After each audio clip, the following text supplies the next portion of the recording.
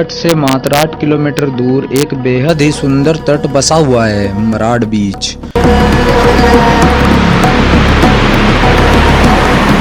शाम के समय अरब सागर से उठने वाली नीली लहरें इस तट के सौंदर्य को अत्यंत आकर्षक बना देती है। इसके शांत वातावरण में डूबते सूरज के नज़ारों को देखने के लिए लोग दूर दूर से यहाँ आते हैं और एक दूसरे से बात करते हुए देर रात तक यहीं बैठे रहते हैं।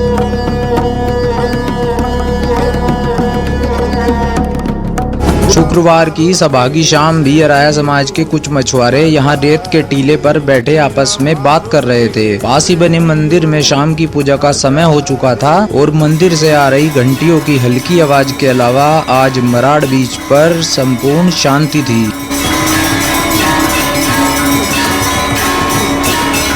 तभी इस शांति को भंग करते हुए एक विशालकाय भीड़ इस बीच पर प्रकट होने लगती है। भीड़ जिसमें हर लोगों की आंखों में खून उतरा हुआ था। सभी के हाथों में तलवार, दराती जैसे हथियार लहरा रहे थे। यहाँ बैठे आपस में बतिया रहे मछुआरों को जैसे ही आभास होता है कि ये भीड़ उन्हीं की तरफ आ रही है तो ये बेचारे यहाँ से भागने का प्रयास करते हैं, लेकिन कुछ ही क्षणों में साफ हो जाता है कि खून की प्यासी ये भीड़ उन्हें चारों तरफ से घेर चुकी है। इससे पहले कि कोई कुछ समझ पाता, गुस्से के आग में उबल रहे स्थानीय मुसलमानों की भीड़ अपने तेजधार हथियारों से यहाँ मौजूद लोगों पर हमला कर देती है और पूरे 10 मिनट तक अंधाधुंध वार करने के बाद जब रुकती है तब कुल 9 लोग मारे जा चुके होते हैं। अत्यंत क्रूरता के साथ मार दिए गए में 6 अराया समाज के मछुआरे, मंदिर से पूजा कर वापस लौट रहा एक श्रद्धालु और पास ही चाय का स्टॉल लगाने वाला 3 बच्चों का बाप भी शामिल था। केवल 10 मिनट तक चला ये अटैक इतना सुनियोजित था कि इस भीड़ में शामिल हर आतंकी पुलिस के पहुंचने से पहले ही रोड पर इंतजार कर रहे गाड़ियों में बैठ वहां से गायब हो गया था।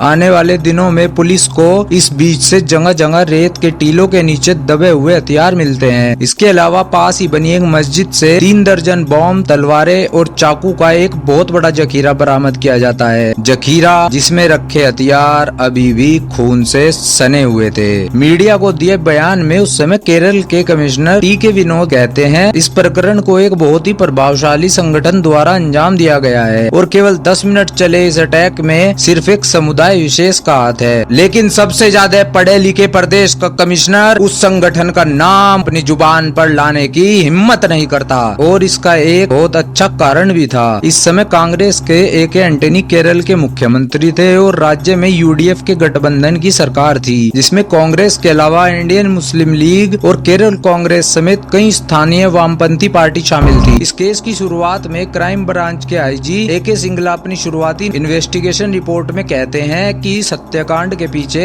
नेशनल डेवलपमेंट फ्रंट यानी एनडीएफ नामक एक संगठन का हाथ है, लेकिन जल्द ही सिंगला के ऊपर भी कुछ अदृश्य ताकतों का दबाव पड़ता है और कमिश्नर साहब के साथ वो भी संगठन का नाम लेना बंद कर देते हैं। जनता और विपक्षी दलों के बढ़ रहे दबाव में यूडीएफ को जस्टिस थॉमस की अगुवाई में एक जांच टीम का गठन कर दिया जाता है और 3 साल से ज्यादा बीत जाने के बाद इस रिपोर्ट को आखिर सार्वजनिक कर दिया जाता है। भीषण राजनीतिक दबाव के बाद भी जस्टिस थॉमस द्वारा तैयार की गई जांच की प्रमुख फाइंडिंग में से कुछ बातें इस प्रकार थी। उस समय के मुख्यमंत्री रहे ए.के. एंटनी और केरल के उद्योग मंत्री आईएमएलए के नेता कुणाल कुट्टी ने हर संभव प्रयास किया था कि इस नरसंहार की सीबीआई जांच ना हो पाए। इस कांड की साजिश में अहम रोल निभाने वाले सूरज मोहम्मद जैसे कलेक्टर पद के अधिकारी थे और आईएमएलए के पीपी मोयाद्दीन कोया और माई हाजी जैसे बड़े नेता शामिल थे। इस हत्याकांड की प्लानिंग और फाइनेंसिंग में कई दल शामिल थे, जैसे कि आईयूएमएल और एनडीएफ।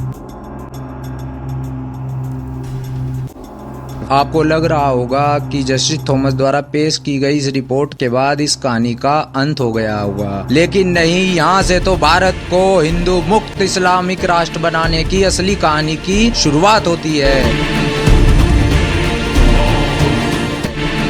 दिन दहाड़े केरल की वामपंथी सरकारों की संरक्षण में एनडीएफ दिन दुनी रात चौगुनी तरक्की करता रहा। हर साल 15 अगस्त पर वर्दीधारी परेड निकाल भड़काऊ भाषण देता रहा और देखते ही देखते पीएफआई बन गया। वही पीएफआई जो आज 20 साल बाद भारत जैसे गणराज्य को इस्लामिक राष्ट्र बनाने का षड्यंत्र रच चुका है।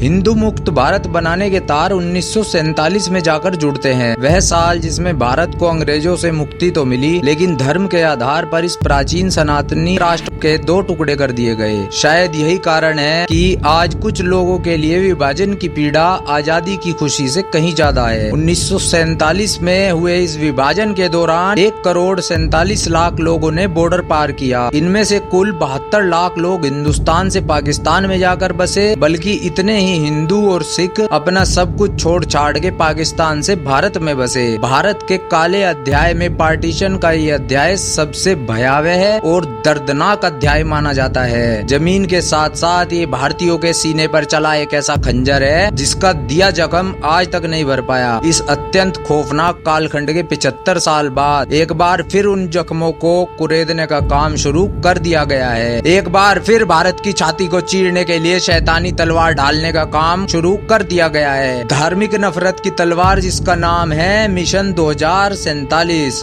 भारत को खंड खंड कर शरिया का परचम लहराने का यह एक ऐसा प्लान है जिसमें दिन दहाड़े आतंकी कैंप चलाए जा रहे हैं। दुश्मन की फंडिंग से नफरत का पाठ पढ़ाने वाले एक संगठन द्वारा तैयार किया गया एक मिशन जिसका केवल एक ही उद्देश्य है, हिंदू मुक्त इस्लामिक राष्ट्र की स्थापना करना।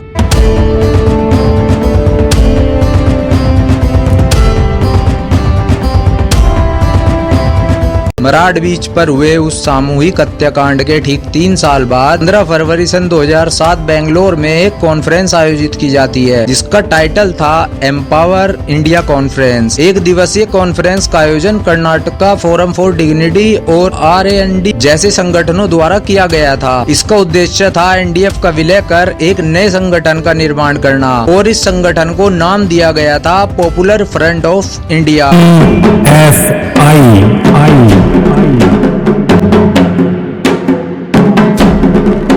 पीएफआई गठित होने के ठीक 1.5 दशक बाद आईबी को मिले इंटेलिजेंस को आधार बनाते हुए 13 जुलाई सन 2022 को पटना के फुलवारी शरीफ इलाके में कुछ रेड्स मारती हैं। रेड्स में केवल 3 आदमियों को गिरफ्तार किया जाता है जिनके पास से पीएफआई एसडीपीआई के फ्लैग और टेम्पलेट के साथ साथ एक 7 पेज का डॉक्यूमेंट भी बरामद किया जाता है। दिल दहला देने वाला ये डॉक्यूमेंट जिसका टाइटल था mission 247 towards rule Islamic of India. गिरफ्तार लोगों में मोहम्मद जलाउद्दीन झारखंड पुलिस का एक रिटायर एसआई था, बल्कि अतर परवेज और रहमान मलिक बैन आतंकी संगठन सिमी के मेंबर रह चुके हैं और वर्तमान में पीएफआई और उनके पॉलिटिकल विंग एचडीपीआई के लिए सक्रिय रूप से काम कर रहे हैं। अतर का भाई मंजर परवेज पटना में हुए बम धमाकों में अपनी भूमिका के चलते पहले से ही जेल में बंद है। गिरफ्तार किए गए इन तीनों लोगों पर अलग अलग धाराओं में एफआईआर दर्ज कर ली जाती है।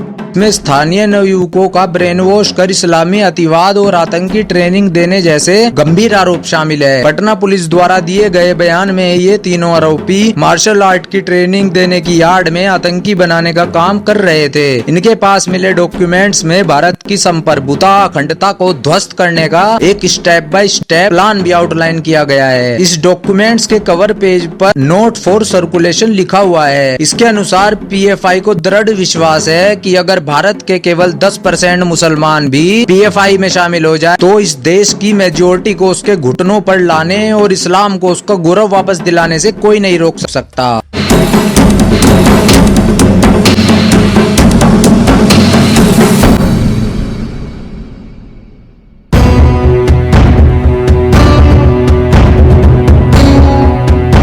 पीएफआई के इस डॉक्यूमेंट्स के अनुसार भारत को इस्लामिक राष्ट्र बनाने का काम 4 स्टेजेस में पूरा किया जाएगा। सबसे पहली स्टेज के तहत पीएफआई का सारा ध्यान नए मेंबर्स की भर्ती करने में और नेटवर्क को तेजी से फैलाने पर होगा। टीए डिपार्टमेंट में भर्ती किया जाने के बाद मेंबर्स को चाकू, तलवार जैसे हथियारों से डिफेंस और अटैक की ट्रेनिंग दी जाएगी। डॉक्यूमेंट्स में लिखे प्लान के अनुसार नए मेंबर्स की भर्ती के लिए मुसलमानों की व्यथा और शिकायतों का सहारा लिया जाएगा और जहां शिकायतें नहीं है वहां कुछ भी करके शिकायतों को जन्म दिया जाएगा। अपने इस डॉक्यूमेंट्स में पीएफआई बार बार इस बात पर जोर देता है कि कैसे मुसलमान को बार बार उनकी शिकायतों का ध्यान दिला अराजकता को उबाल पर रखना है और मुस्लिम समुदाय में एक भारतीय से ज्यादा एक मुसलमान की पहचान को मजबूत करना है।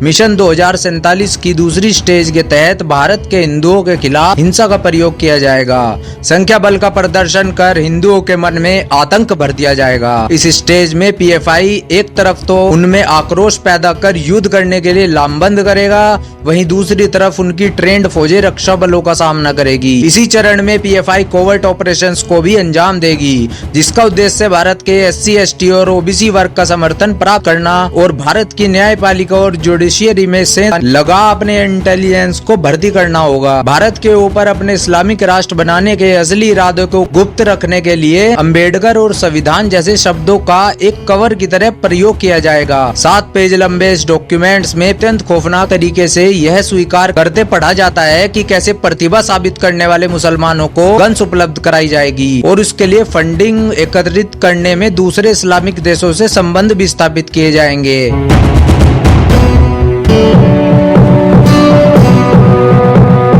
अपने लोगों को हथियारबंद बनाने और जुडिशियरी में सेंध लगाने इस्लामिक देशों से सहायता के बाद पीएफआई अपने तीसरी चरण की ओर बढ़ता है। इस स्टेज के तहत SC, ST, OBC वर्ग के साथ गठबंधन कर पीएफआई सीट जीतने का प्रयास करेगा और पीएफआई के इस गठबंधन में 50% मुसलमान जबकि 10% पिछड़े वर्ग के उम्मीदवार होंगे। इस तीसरी स्टेज के तहत ही अपने मेंबर्स को बड़ी मात्रा में हथियार स्टॉक करने का निर्देश देते हुए पीएफआई कहता है तीसरी स्टेज में पीई डिपार्टमेंट शक्ति प्रदर्शन करना शुरू कर देगा। इसके लिए हमारे सदस्यों का अनुशासन, वर्दीधारी परेड और अपने समुदाय के लिए किसी के ऊपर भी हमला करने जैसे गतिविधियों का प्रयोग किया जाएगा। बड़ी मात्रा में हथियारों और विस्फोटकों का स्टॉक करने का काम भी इसी स्टेज में किया जाएगा। पीएफआई की सभी फ्रंटल संस्थाएं स्टेज 1 और स्टेज 2 पर काम करना जारी रखेगी।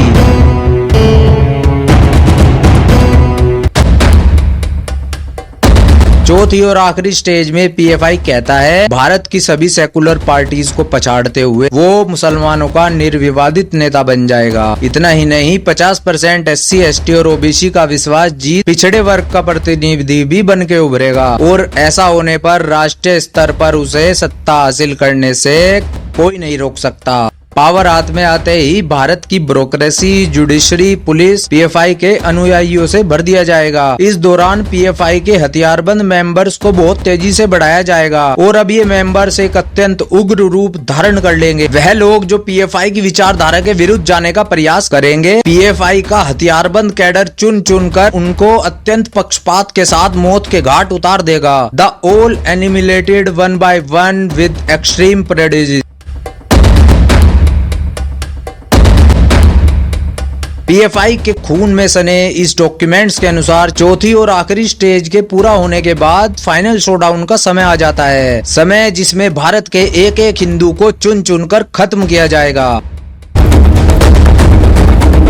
अपने इस फाइनल शोडाउन का वर्णन करते हुए पीएफआई लिखता है कि अत्यंत आवश्यक है आरएसएस और हिंदूवादी नेताओं की सभी जानकारी फाइनल शोडाउन से पहले ही इकट्ठी कर ली जाए। इंफॉर्मेशन विंग में काम कर मेंबर्स को नियमित रूप से यह जानकारी अपने डाटाबेस में अपडेट करते रहेंगे। हिंदूवादी नेताओं को ट्रैक करने और हमारे चरम उद्देश्यों को प्राप्त करने इंफॉर्मेशन विंग्स की भूमिका अत्यंत महत्वपूर्ण होगी। इसलिए बहुत जरूरी है कि अपने इस विंग को और मजबूत और तेजधार बनाया जाए।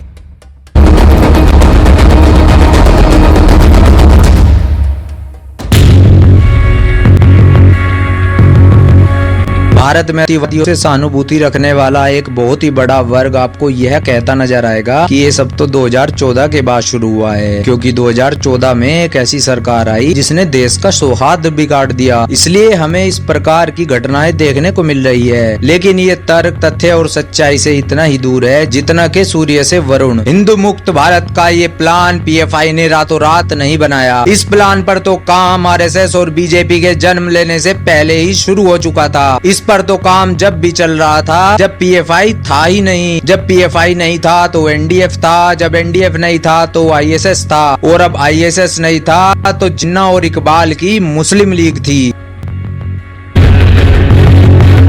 पीएफआई का पूर्वज एनडीएफ हिंदुओं से घृणा करने वाला एक सुन्नी संगठन एनडीएफ, जिसकी स्थापना 1994 में केरल में की गई थी। 1992 में हुए दंगे और आतंकी गतिविधियों में संलिप्त होने पर आईएसएस को बैन कर दिया गया था और उसकी जगह एनडीएफ अस्तित्व में आ गया। लेकिन केरल पुलिस के अनुसार एनडीएफ नई बोतल में पुरानी शराब थी, मतलब ये आईएसएस का ही एक दूसरा रूप था। मुसलमानों के हित में काम करने की आड़ में एनडीएफ दिन ब दिन सशक्त होता गया। देश के जाने माने अतिवादी नेता एनडीएफ से जुड़ते गए और हमारी सरकारें घोड़े और गधे बेचकर सोती रही। एनडीएफ की सुप्रीम काउंसिल में सिर्फ 19 लोग थे। इनमें से एक था प्रोफेसर पी कोया, एक अतिवादी प्रोफेसर जिसने सिमी जैसे आतंकी संगठन की स्थापना की थी और उसका नाम मराड़ बीच नरसंहार में भी आया था। अपनी स्थापना के 5 साल बाद कोझिकोड में एक सो कॉल्ड कॉन्फ्रेंस आयोजित करता है। इसमें सीएचआरओ जैसे एक कोवर्ट एनजीओ का गठन किया जाता है। जल्दी ही इस एनजीओ से मुकन्सिम मेमन जैसे मानवाधिकार के कार्यकर्ता और नामी पत्रकार भी जुड़ जाते हैं और इनका इस्तेमाल कर यूडीएफ, ह्यूमन राइट वॉच और एमनेस्टी द्वारा भारत के ऊपर दबाव डलवाने लगता है।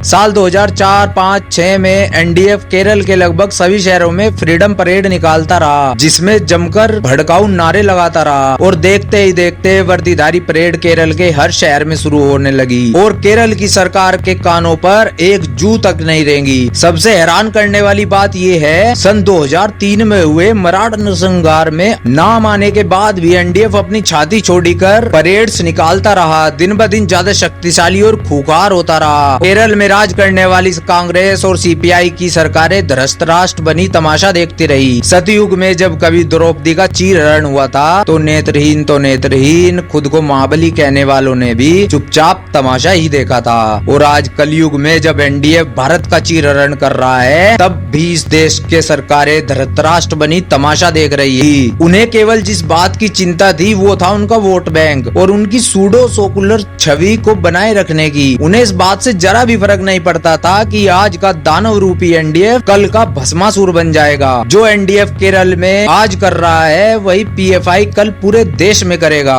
2003 में तो केवल एक ही मराड़ बीच हुआ था, लेकिन 2047 आते आते भारत का हर शहर मराड़ बीच बन चुका होगा।